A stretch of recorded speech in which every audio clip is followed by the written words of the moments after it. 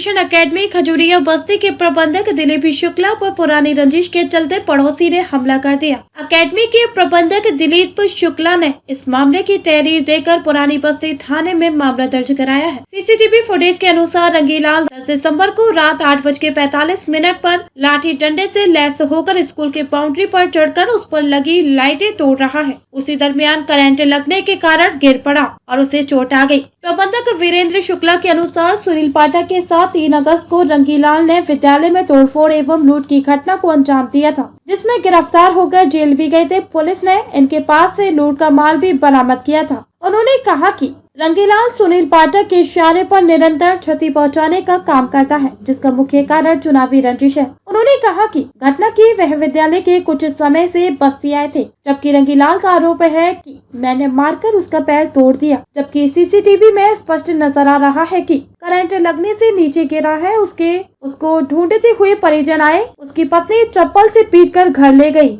उन्होंने मीडिया से बातचीत के दौरान बताया कि गांव वालों की सूचना पर जब मैं बस्ती से मौके पर पहुंचा तो उसने मेरे ऊपर हमलावर हो गया और गाली देने लगा। यह सबको देखकर मैं अपनी जान बचाते हुए विद्यालय के अंदर चले गए और मामले की अगले दिन पुरानी बस्ती थाने में तहरीर देकर FIR दर्ज कराई है। आइए देखते हैं क्या कहते हैं प्रबंधक दिलीप शुक्ला। क्या मामला, किस तरीके का विवाद हुआ था आपके विद्यालय पर? बस जो ही हम वहाँ से यहाँ रोडवेज क्रॉस कर रहे थे, पचपेड़िया रोड पर पहुँचे ही थे, तब तक हरिओम जो यहाँ हमारा विद्यालय है उसी गांव के निवासी हैं, हमारे पास फ़ोन किए कि स्कूल के सामने लकड़ी वाला जो प्रदीप है वो फ़ोन किया है कि रंगीलाल आ करके फिर गेट पे चढ़ करके तोड़फाड़ कर रहा है। तो मैं घबरा सा गया। उसके बाद हमने जो है इसकी तत्काल सूचना करीब 9:05 या 6 मिनट पर 112 पर हमने कॉल किया। 5 पर नहीं फ़ोन रिसीव हुआ, 6 पर 9:06 पर हमने 112 को सूचना दिया, अपने मामले को बताया और फिर जो है तत्काल हमने इसके बाद यशो पुरानी बस्ती को सूचना दिया। जैसे ही हम विद्यालय पर पहुंच रहे हैं उसके घर वाले आकर के वो सड़क पर लेटा हुआ है। फिर 9:40 पर उसके परिवार की उपस्थिति में ही 112 की पुलिस आई। 112 की पुलिस से हमने जो है सारी सूचना दिया और वह जो है घटना को भी देखे और उससे हमने कहा भैया इसको ले चलिए, नहीं तो हमारी हत्या कर देगा। 112 नंबर पुलिस के सामने ही हमको यह जो है तमाम धमकी और गाली दे रहा था, जबकि उसकी पत्नी ही उसको अब चप्पल से मार रही है, उसका भाई उसको मार रहा है और जो उसके साथ वाले इसको तलाशते हुए गांव से निकले थे वो राम निवास पूर्व प्रधान थे, राम सूरत वर्तमान BDC थे, इसके सगे भाई रामरीत थे, इसकी पत्नी सुनीता थी और जो है एक इसका सगा पड़ोसी दिनेश पुत्र राम प्रसाद वो भी साथ में था और सूरज पुत्र प्रदीप, ये सब उसकी तलाश में निकले थे। उसकी और जो है इन लोगों की मौजूदगी में ही इसकी पत्नी इसको मार पीट रही है कि क्यों इनके पीछे पड़े हो, क्यों विद्यालय को तोड़ फाड़ रहे हो। 112 की उपस्थिति में कहा कि जब तक हम हैं तब तक हम तोड़ते रहेंगे। तो उसको कौन लेके गया फिर यहाँ से, कैसे गया? यहाँ से ये अपने साथ उसकी पत्नी, उसका भाई तथा पूर्व प्रधान राम निवास जो इसको तलाश करने के लिए आया था और ये क्या नाम है राम सूरत जो वर्तमान में BDC हैं, हमसे सिफारिश करने लगे भैया गरीब आदमी है जाने दीजिए। कहा भाई कहाँ हम इसको कुछ कर रहे हैं, कहाँ हम सजा दिलवा रहे हैं। वो चला गया।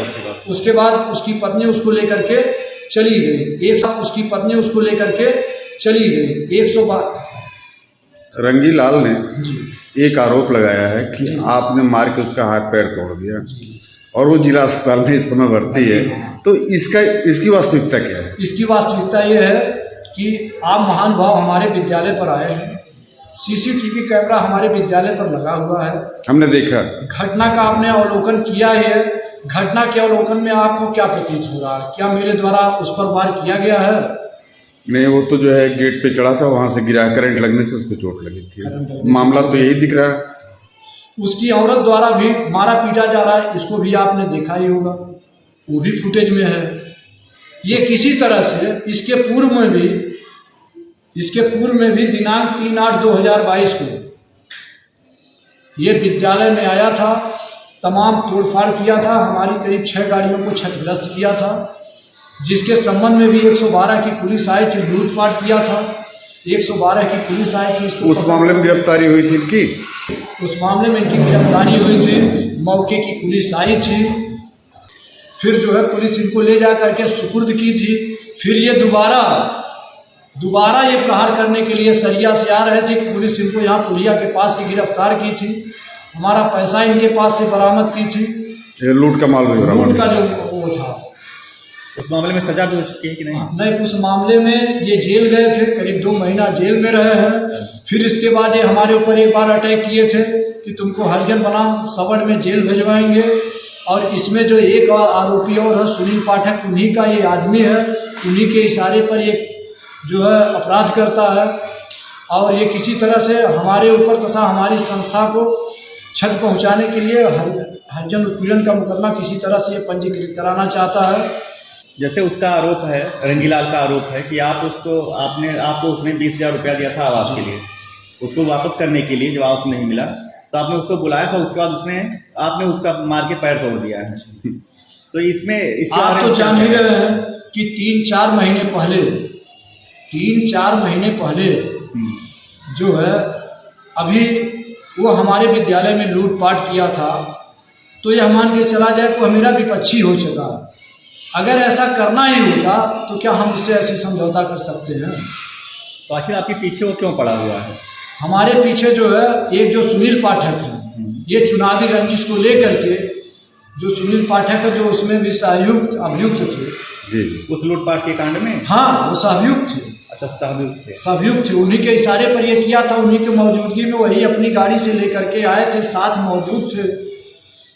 वो इस समय अस्पताल में भर्ती है, जिला अस्पताल बस्ती में जी। उसका पैर टूट गया है जी, और उसका कहना है कि आपके ही मारने से टूटा है। जब मैं विद्यालय पर पहुंचा हूं, उसकी परिवार की उपस्थिति में वह लेटा पड़ा हुआ था, और उसके घर वालों को भी मैं CCTV फुटेज का कैमरा दिखाया हूं, और आप लोगों ने भी देखा है कि विद्यालय के गेट के बगल ही CCTV कैमरा लगा हुआ। इस बार वो CCTV कैमरा नहीं तोड़ पाया।